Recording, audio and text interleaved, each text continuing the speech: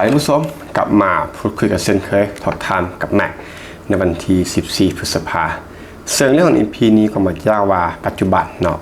โลกมันก็มีความพันพวนและก็สถานการณ์ก็บ่ได้ว่าบ่แน่นอนแม่นบ่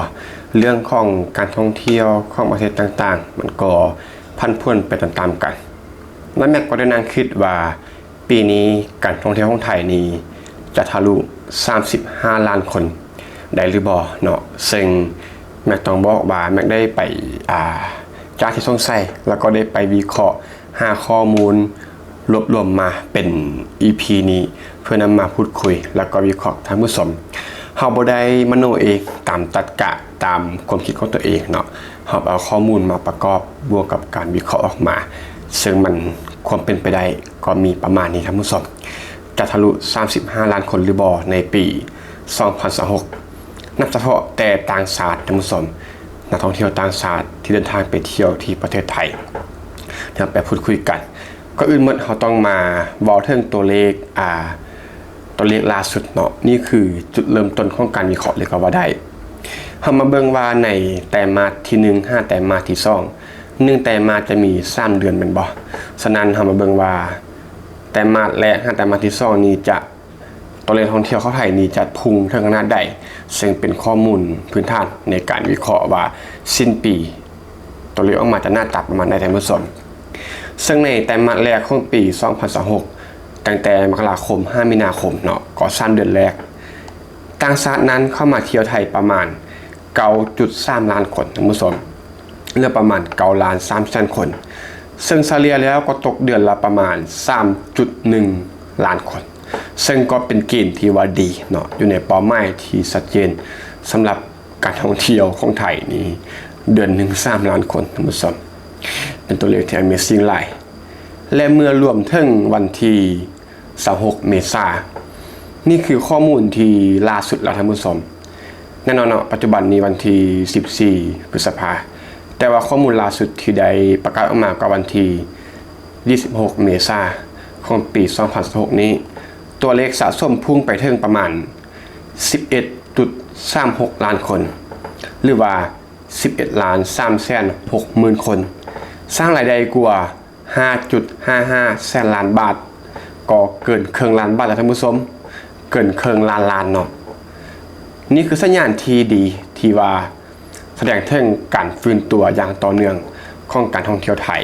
และก็แน่นอนแหละว่าและผลกระทบจากสภาพโลกที่อาจจะบ่แน่นอนเนาะนักท่องเที่ยวนั้นลดลงเพียงแต่เล็กน้อยเมื่อเทียบกับส่วนเดียวกันของปีที่ผ่านมาแต่ว่าด้วยความเป็นไทยด้วยความที่เป็นการท่องเที่ยวของไทยก็ยังคงแหล่งต่อเนื่องเนาะ11ล้านกว่าคนภายใน4-5 เดือนแรกท่านผู้ชม4เดือนแรกเนาะข้อมูลตั้งแต่ฮอด26เมษายน 11.36 ล้านคนซึ่งกลุ่มหลักก็ยังเป็นแน่นอนก็เป็นจีนที่เข้ามาเที่ยวไทยหลายที่สุดตามมาด้วยมาเลเซียรัสเซียเกาหลีใต้ต่อมาแต่ว่าถึงเรื่องของเป้าหมายของททท.หรือว่าการท่องเที่ยวแห่งประเทศไทยแล้วก็ความท้าทายถึงความเป็นไปได้ซึ่งททท.นั้นตั้งเป้าหมายว่าประมาณ34 ล้านคนที่ว่านักท่องเที่ยวต่างชาติจะเดินทางเข้ามาเที่ยวประเทศไทยนี่คือประมาณของททท.เนาะก็คือประมาณ34 ล้านคนแต่ว่าแม็กหยิบตัวเลขอีพีขึ้นมาก็คือ35แต่ทะลุหรือบ่ททท.นั้นตั้งเป้าหมายจากการท่องเที่ยวก็คือรายได้ท่านผู้ชมจำนวนคนก็คือ34ล้านส่วนรายได้ประมาณ3ล้านบาททั้งจากนักท่องเที่ยวภายในแล้วก็จากต่างประเทศซึ่งเป็นตัวเลขที่ท้อนเห็นถึงความเชื่อมั่นถึงศักยภาพของอุตสาหกรรมการท่องเที่ยวท่านผู้ชมแม้ว่าตัวเลข30ล้าน40ล้านคนเนาะอาจจะยังบ่เทียบเท่ากับช่วงโควิดก็คือถ้าเป็นปี2019แม่นบ่ก่อนที่จะมีโควิดอยู่ที่ประมาณ 39.8 ล้านคนท่านผู้ชมเป็นตัวเลขที่โหดหลายเนาะนับว่าเป็น40ล้านก็ยังได้ก็คือ 39.8 ล้านคนหรือว่า39ล้าน8แสนคนเป็นตัวเลขที่มันนั่นแหละเนาะมันบ่มีคำที่จะบรรยายท่านผู้ชมต่อมาจะว่าถึงเรื่องของปัจจัยท ที่เป็นอย่างไทยนี้ยังเป็นแม่เหล็กของการท่องเที่ยวอยู่เสมอถึงว่าสถานการณ์ลมจะพันป่วนมีความบ่สงบทางภายในแล้วก็ภายนอกมันบ่ซึ่งภายนอกก็มีแน่นอนอยู่แล้วในที่เกิดกันในปัจจุบันแล้วก็ภายในไทยเองก็มีปัญหากับประเทศข้างๆกันเนาะแต่ว่าไทยก็ยังเป็นแม่เหล็กในเรื่องของการท่องเที่ยวที่ว่าดึงดูดเอาต่างชาติเข้ามาเที่ยวอย่างมหาศาลนะผู้ชมซึ่งถ้าถามว่ามันอย่างเนาะคือเกมเซ้งหรือว่าจุดเปลี่ยนเกมของไทยมาถึงเรื่องของหนึ่งเลยก็คือเรื่องของมาตรการยกเว้นวีซ่าท่านผู้ชมซึ่งการยกเว้นวีซ่าถ้าวอดสำหรับประเทศจีนแล้วก็ประเทศอื่นๆนั้นเป็นมาตรการที่ทรงพลังหลายเนาะก็คือเห็นผลอย่างชัดเจนที่ช่วยกระตุ้นในการตัดสินใจการเดินทางแบบกระทันหันแล้วก็ลดอุปสรรคในการเข้าประเทศไทยได้อย่างมหาศาลท่านผู้ชมต่อมาคือเรื่องของการเชื่อมโยงเที่ยวบินที่ว่าดีขึ้นซึ่งการที่สายการบินต่างๆนั้นเพิ่มเที่ยวบินและก็เปิดเส้นทางการบินใหม่ๆอย่างต่อเนื่องให้ราคาท่องตัวบินนั้นมันถูกลงเนาะจากที่เคยสูงก็มาลดลงให้การเดินทางนั้นเขาไทยจึงสะดวกสบายแล้วก็ง่ายขึ้นแล้วก็ประหยัดต้นทุนท่านผู้ชมปัจจัยต่อมาก็คือเทศกาลและก็อีเวนต์ระดับโลกมาท่านผู้ชมเช่นว่างานเทศกาลที่เป็นเอกลักษณ์ของไทยก็มีสงกรานต์ที่ผ่านมางานลอยกระทงที่กำลังจะมาเนาะรวมถึงอีเวนต์พิเศษต่างๆเช่นคอนเสิร์ตศิลปินระดับโลกหรือว่าเทศกาลดนตรีขนาดใหญ่ยังคงเป็นแม่เหล็กที่สำคัญที่ดึงดูดนักท่องเที่ยวกลุ่ม Gen Z แล้วก็กลุ่มมิลเลนเนียลให้เข้ามาถ่ายอย่างมหาศาลแล้วก็ปัจจัยต่อมาก็เป็นศูนย์กลางดิจิตอลนอร์เมดหรือว่าดิจิตอลนอร์เมดฮับเนาะซึ่งการที่ไทยนั้นติดอันดับต้นๆของโลกในเรื่องของการน่าอยู่เนาะที่ให้กลุ่มที่ทำงานระยะทางไกลหรือว่ารีโมทเวิร์กนี่นะช่วยเพิ่มนักท่องเที่ยวกลุ่มพักระยะยาวหรือว่าลองสเตย์ซึ่งเป็นกลุ่มที่มีกำลังจ่ายค่อนข้างที่จะมีกำลังซื้อที่ค่อนข้างจะสูงเนาะกลุ่มนี้ก็สำคัญเลยเนาะเพราะว่าเป็นกลุ่มที่อยู่ห้นได้แห่งได้ก็สามารถทำงานได้เนาะเพียงแต่มีอุปกรณ์ก็คืออาจจะเป็นคอมพิวเตอร์แท็บเล็ตต่างๆเขาจะมีอินเทอร์เน็ตเนาะก็สามารถทำงานได้แล้วก็กลุ่มนี้ก็อยู่ยาวแล้วก็ค่อนข้างจะมีกำลังจ่ายสูงซึ่งการที่ไทยนั้นเป็นประเทศที่ติดอันดับโลกในเรื่องของความน่าอยู่ซึ่งกลุ่มนี้ก็เข้ามาท่องเที่ยวแล้วก็ทำงานแล้วก็อาศัยในระยะยาวท่านผู้ชม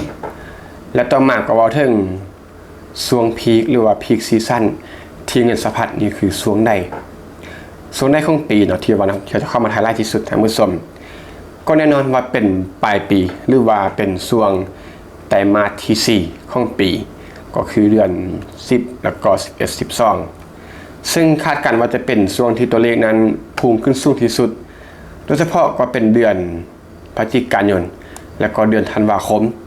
เนื่องจากว่าเป็นช่วงที่ฤดูหนาวที่อากาศของไทยนั้นดีที่สุดแล้วก็มีเทศกาลเฉลิมฉลองปลายปีก็คือเป็นปีใหม่สากลเนาะที่ว่าไทยนั้นก็จัดอย่างยิ่งใหญ่ในแต่ละปีที่ผ่านมาก็บ่แพ้ซะได้ในโลกเนาะสำหรับงานเทศกาลปีใหม่ที่สากลที่ไทยจัดท่านผู้ชมซึ่งกลุ่มเป้าหมายนั้นก็เป็นนักท่องเที่ยวจากยุโรปแล้วก็อเมริกาจะกลับมาหน้าแน่นในช่วงนี้ท่านผู้ชมรวมถึงนักท่องเที่ยวจากเอเชียที่ต้องการสัมผัสบรรยากาศที่เย็นสบายของไทยในช่วงนี้ท่านผู้ชมและต่อมาแต่ว่าเรื่องของความท้าทายและก็อุปสรรคที่ต้องจับตาแน่นอนเนาะว่ามันมีข้อดีปัจจัยเสริมบวกต้องมีอุปสรรคอย่างแน่นอนซึ่งถ้าถามว่าไม่ยังคือสิ่งที่ต้องระวังแน่นอนเนาะว่านี่ก็คือเรื่องของเศรษฐกิจโลกหรือว่า global economy ซึ่งนี้ก็กระทบแน่นอนกระทบทั่วโลกบ่เป็นเฉพาะไทยสภาวะเศรษฐกิจโลกที่ว่าชะลอตัวและก็อัตราเงินเฟ้อที่ค่อนข้างสูงขึ้นอาจจะส่งผลกระทบต่อกับกำลังซื้อและก็การตัดสินใจของนักท่องเที่ยวบางกลุ่มต่อมาก็เป็นเรื่องของช่วงโลซีซั่นหรือว่าไตรมาสที่2ก็คือปัจจุบันแหละท่านผู้ชมตั้งแต่เมษายนมิถุนายนนี่คือช่วงโลซีซั่นเนาะเป็นไตรมาสที่2มักจะเป็นส่วนนักท่องเที่ยวนั้นอาจจะลดลงหรือว่าชะลอตัวคาดการไว้ที่ประมาณ 6.55-7.5 ล้านคนท่านผู้ชมจากที่แต่มาที่1เนาะ9 ล้านกว่าคนซึ่งเป็นเรื่องที่ปกติสำหรับในช่วงโลซีซั่นแต่ก็เป็นช่วงที่ไทยนั้นก็ ได้ใช้มาตรการที่ว่ากระตุ้นตลาดเนาะบ่ได้นิ่งเฉยท่านผู้ชมอาจจะลดลงแต่ว่าก็ใช้มาตรการเข้าสู้เพื่อกระตุ้นให้รักษาการท่องเที่ยวให้มันคงที่หรือว่าให้มันลดลงไปได้กว่านี้ท่านผู้ชมสุดท้ายก็คือบทสรุปว่าไทยนั้นจะทะลุ35ล้านคนได้หรือบ่เปอร์เซ็นต์เป็นไปได้สูงขนาดใดท่านผู้ชมไทยมีภัยเด็ดมั้ยยังเดี๋ยวจะไปสรุปกันซึ่งจากการคาดการณ์ส่วนตัวเนาะจากการวิเคราะห์ปัจจัยทางเมื่อที่แบบนั้นได้เว้ามาหลายๆข้อหลายอย่างที่ได้เว้ามา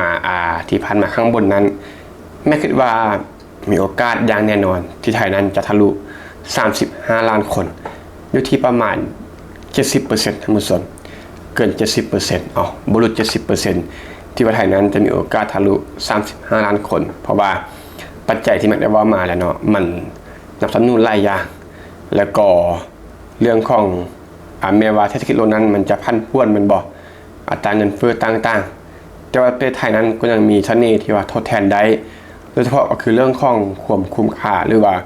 value for money เนาะซึ่งมันก็เข้ากับสถานการณ์ปัจจุบันเลยสถานการณ์ปัจจุบันก็คือเรื่องของ